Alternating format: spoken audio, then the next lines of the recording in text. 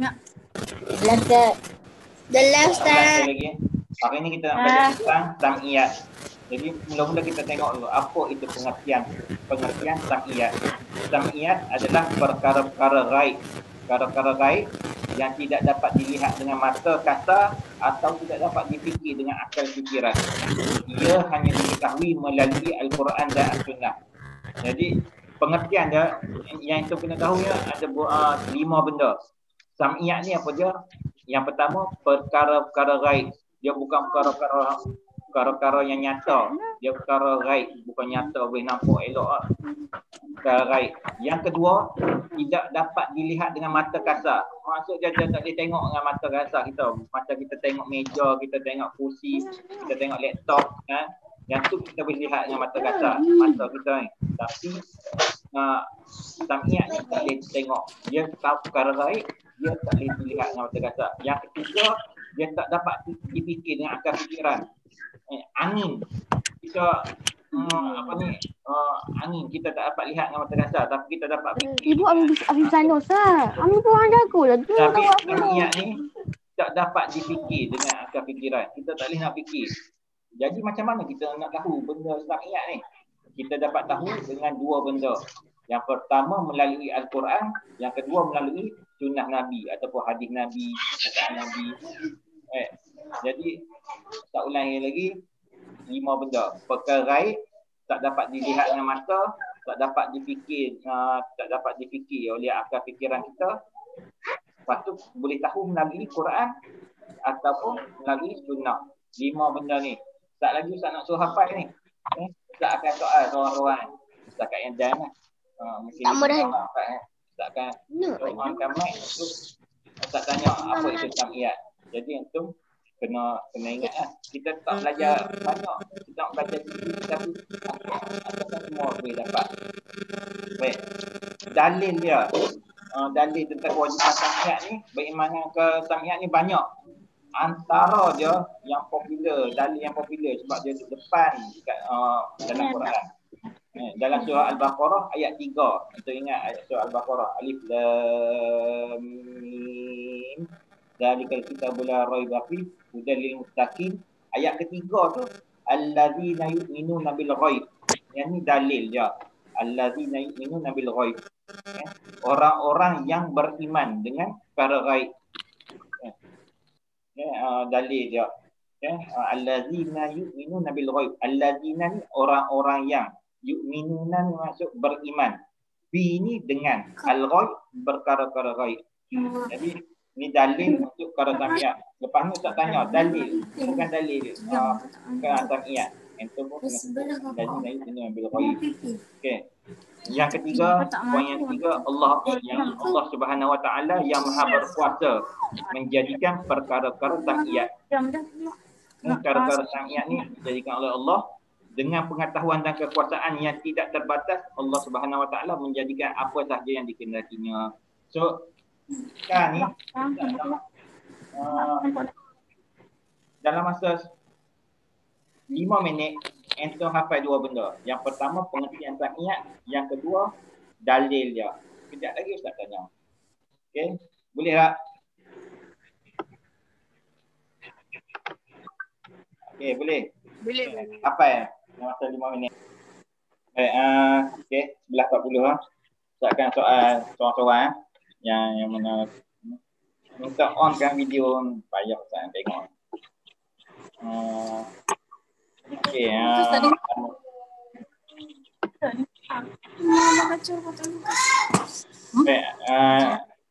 pertama Aisyah Hani. Aisyah boleh onkan video mic. Baik, awak muak lari. Okey, Aisyah Hani boleh sebutkan takrifan sam'iyat. Takrifan sam'iyat, pengertian sam'iyat. Sam'iyat adalah benda ghaib yang tidak boleh dilihat dengan mata kasar atau dengan difikir. tidak boleh dilihat dengan mata kasar. Yang perkara gaib satu tak boleh dilihat dengan mata kasar tu. Lepas tu tidak boleh difikir. Lepas tu macam mana kita nak tahu dia? Macam mana kita tahu tentang sam'iyat? Ada dalil. Dia melalui apa? Alladzina yu'minuna bil ghaib. Tak, melalui apa kita tahu adanya perkara sam'iyat? Al-Quran dengan sunnah. Okay, Al-Quran dengan sunnah. Jadi melalui Allah sebut dalam Quran ataupun Nabi sebut dalam sunnah, dalam hadis. Okey. Yang tu yang pertama. Tanya syuhada pula. Syuhada ni awal masuk belum pukul 11. Syuhada, apa maksud sam'iyat? Sam'iyat adalah perkara-perkara yang gaib yang tidak dapat dilihat dengan mata kasar atau tidak dapat difikir dengan akal dan dengan akal fikiran. Ia hanya diketahui melalui Al-Quran dan As-Sunnah. Okey, good. Terus. Nafis duduk apa tu Nafis? Duduk relax tu, standar dulu ni. Okey, Nafis, apa ni?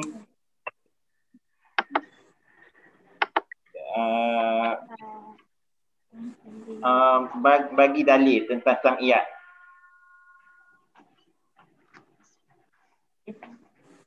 Nafis, on kan mic.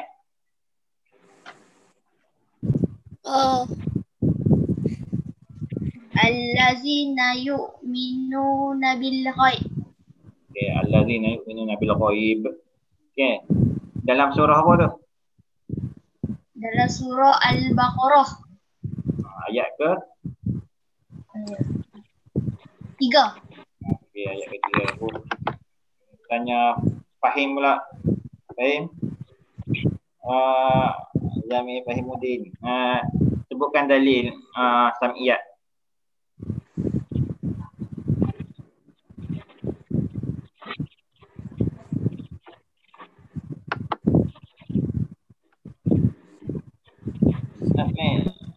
Fahim.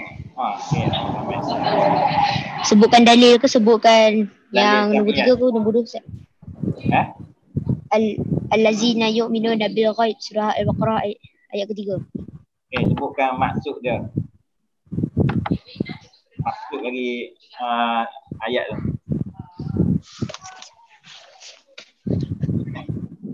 Lagi.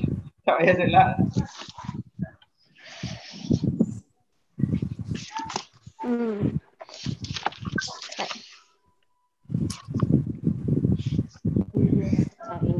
Cari tafsir pula. Ni. Fahim. Okey.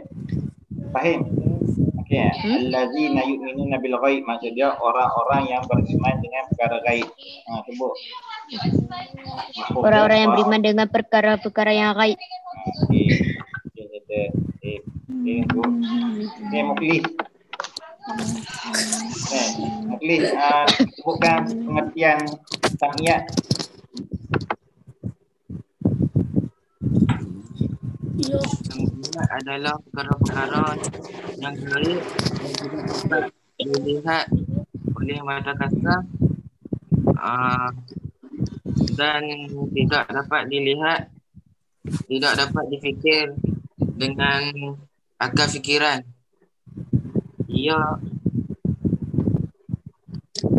Jadi macam mana kita nak tahu dia? Melalui apa? Melalui Al-Quran dan Sunnah. Okay, melalui Al-Quran dan Sunnah, melalui firman Allah tu, Quran, dan juga melalui sunnah Nabi, kata-kata Nabi. Kita tak tahu, kita tak boleh nak fikir benda tu. Jadi yang kita boleh tahunya melalui Quran dan juga kata-kata Nabi. Nak pergi, nak tanya seorang-seorang pun tak sempat masa. Jadi Ustaz, Ustaz ulang lagi sebab sebelum kita pergi ke muka surat seterusnya, muka surat ke-8. Okey.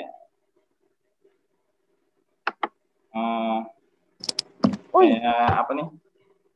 Yang pertama yang kena ingat ada 5 benda dalam pengertian sam'iyat. Dia ni perkara gaib, tak dapat dilihat dengan mata, tak dapat difikir dengan akal fikiran. Yang keempat, dia ni kita tak tahu, jadi hanya mengetahuinya melalui kata-kata Allah. Apa dia kata-kata Allah? Quran lah, kata-kata Allah. Yang kelimanya, kita tahu melalui kata-kata Nabi. Yang ni hadis dan sunnah. Jadi 5 benda tu yang kita kena tahu dalam pengertian sam'iyat. Jadi apakah benda sam'iyat ni? Benda gaib yang kita tak boleh tahu kecuali Allah bagi tahu, Nabi bagi tahu, barulah kita tahu. Ni, kita Ustaz share screen. Okay. Screen yang kedua ataupun kalau yang tu ada, kita boleh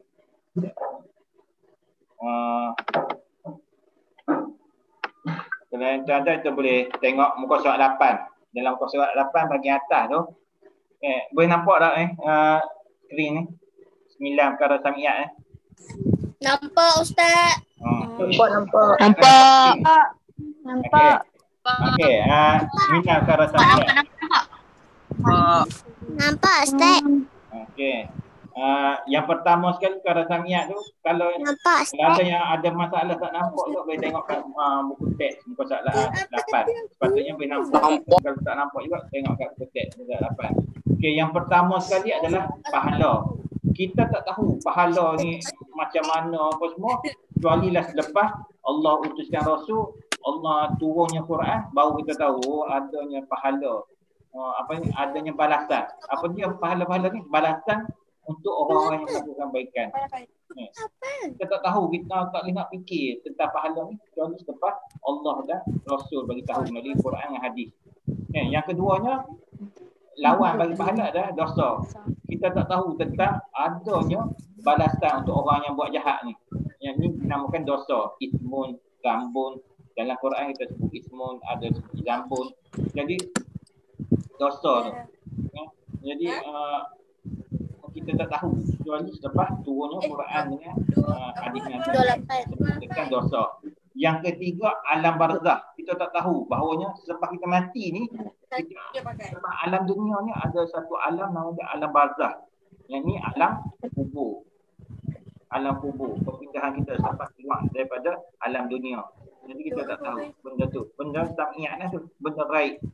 Yang keempat, mahsyar. Pada mahsyar. Hasyar ni mahsyar ni adalah tempat perhimpunan. Dalam bahasa Arab, mahsyarun ni maksudnya tempat perhimpunan. Kita tak tahu, kita tak boleh tengok pada mahsyar ni dengan mata kita sekarang ni, memang tak ada lah. Kita tak boleh nampak. Yang kedua ni, kita tak boleh fikir pun. Kecuali kita dapat tahu tentang pada mahsyar ni melalui Quran dengan hadis sebut tentang adanya satu tempat berhimpun nanti selepas ni. Tempat manusia berkumpul selepas dibangkitkan, selepas bangkit daripada mati. Okay. Selepas lalui alam barzakh semua. Okay. Yang kelima, syurga dan neraka. Syurga dan neraka ni tak dapat tahu juga kecuali selepas Allah sebut dalam Quran. Lahum jannatun na'im, bagi kamu syurga na'im.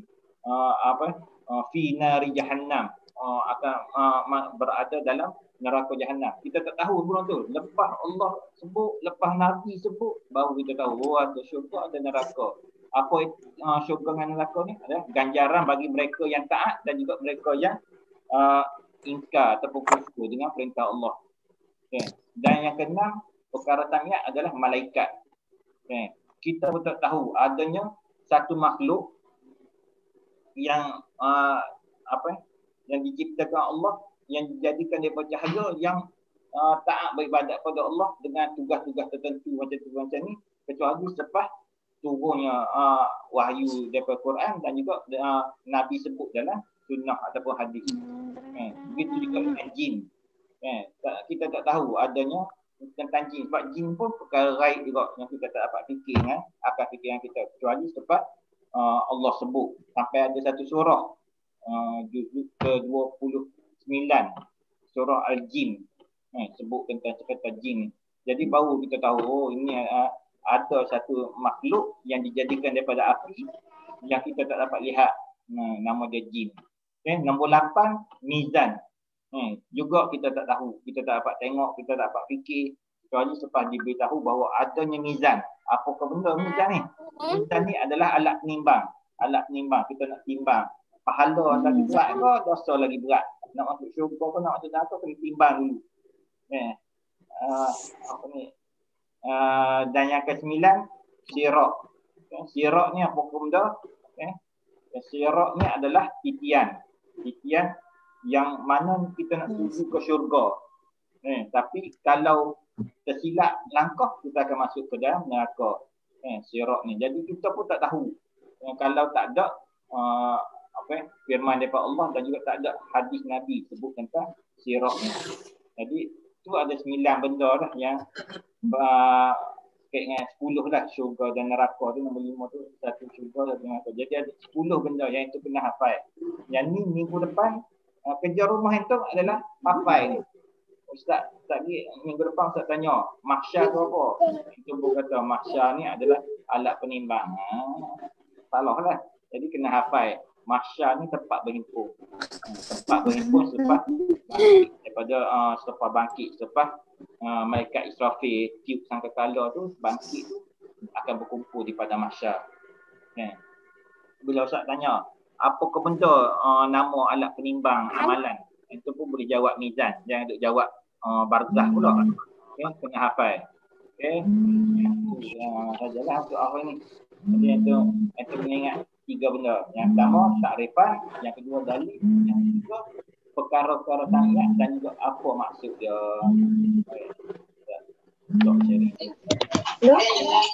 Ustaz nak tanya. Ya. Kan dekat mizan tu kalau timbangan dosa dengan pahala sama dia macam mana? Okey, kalau mizan tu pahala dengan dosa dia sama. Dia ada pandangan kata Tak buka. kalau sama tu dia akan masuk syurga tu. Dengar ni nama ada. Boleh tahu. Nama Adam ke? Ada. Ni tolak tepi. Ni Cak tolong offkan mic.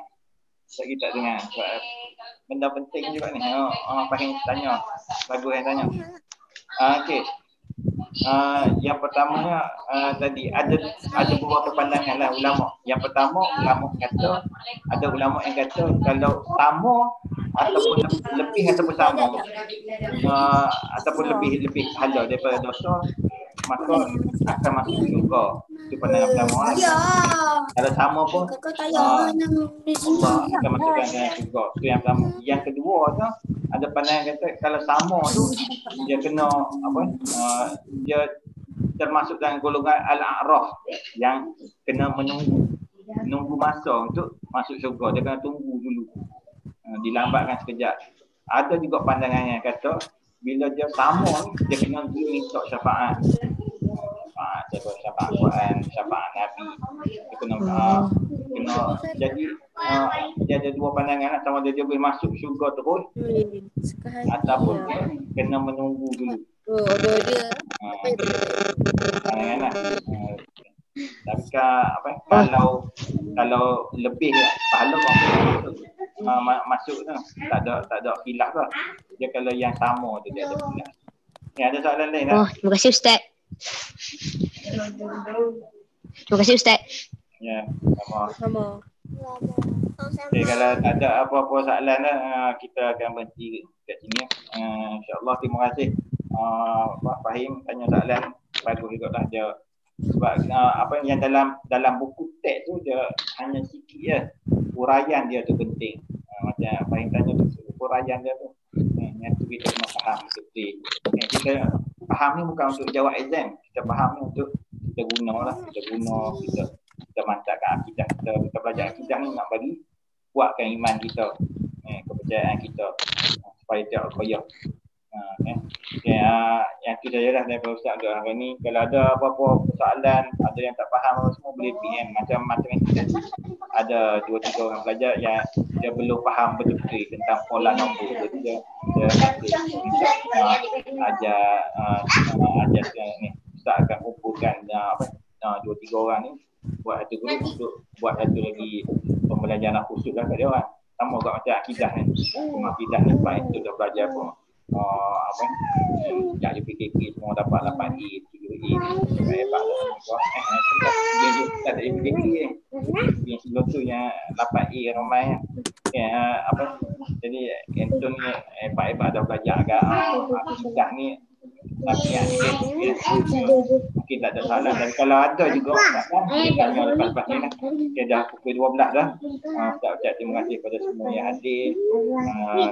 Daripada Assalamualaikum warahmatullahi wabarakatuh.